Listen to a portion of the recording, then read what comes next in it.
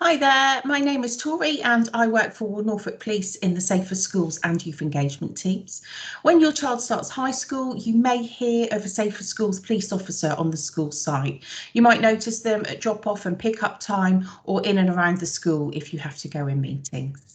This can be quite alarming for parents, so we wanted to introduce ourselves and give you an idea on why we're in your child's school. So first off, who are we? So within the Safer Schools team, we have Safer Schools police officers and Safer Schools support workers. Throughout the year, you may receive information from the school about assemblies or classroom sessions that your children will be taking part in around various different subjects relating to crime. These sessions may be delivered by the Safer Schools officer, or they may be delivered by a youth engagement support worker who are part of the constabulary's youth engagement team. You might be wondering why your child's school has a Safer Schools support officer. Why is it necessary? These are some of the things that we cover. So we work with schools to keep children and staff safe. We are not there because the school is unsafe, and we're certainly not there as security guards. We're not there because we want to give people a criminal record. In fact, many things that happen at school that could give a child a criminal record can be dealt with under the school behaviour policy. We may still be involved in this process with the school staff, but this may be from more of an educational and/or safeguarding perspective. We promote safeguarding if there are any concerns around the safety of a child. This would usually be where a disclosure has been made or an incident has been reported to us. We help divert young people away from crime by giving talks in assemblies and classes, which I will talk to you about on the next slide. We advocate for interventions. We help children understand their mistakes and not make the same ones again. If things go wrong for a child in school, we try to work with them to help them make better choices in the future. We work with partner agencies to ensure children and their family get the right help and support. We've established relationships with many different organisations that have been key in helping young people. And we work hard to break down barriers and help children develop trust in the police so that they see us as a source of help.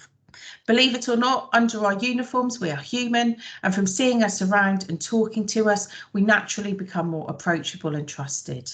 Our officers have applied to work for the schools team as they are passionate about protecting and supporting young people. Although Safer Schools support workers like me work closely with Safer Schools officers, our role is slightly different. We're involved in the education of young people, and we deliver presentations and classroom sessions about a range of issues relating to crime that might affect them. We have key messages for each year group.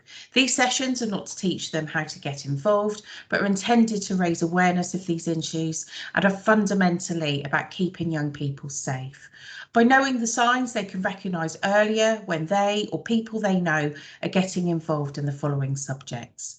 In Year 7, we deliver internet safety, where we discuss how the internet is an amazing tool, but also how there are risks that they must be aware of. For example, what we share and the importance of making sure your privacy settings are up to scratch.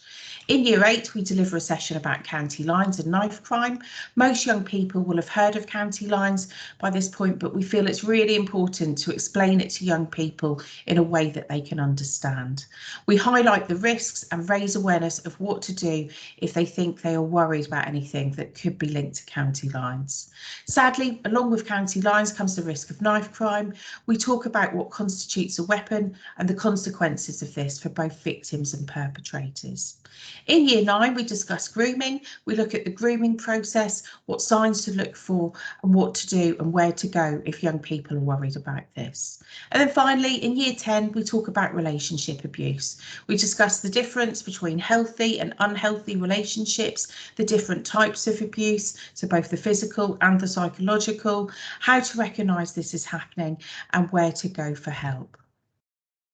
So who are your officers? So on the screen, we have some pictures of our Safer Schools officers and our youth engagement support workers.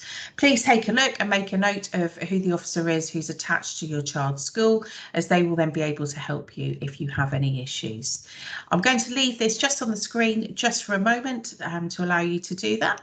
But thank you very much for listening, and we'll see you in September. Thank you. Bye.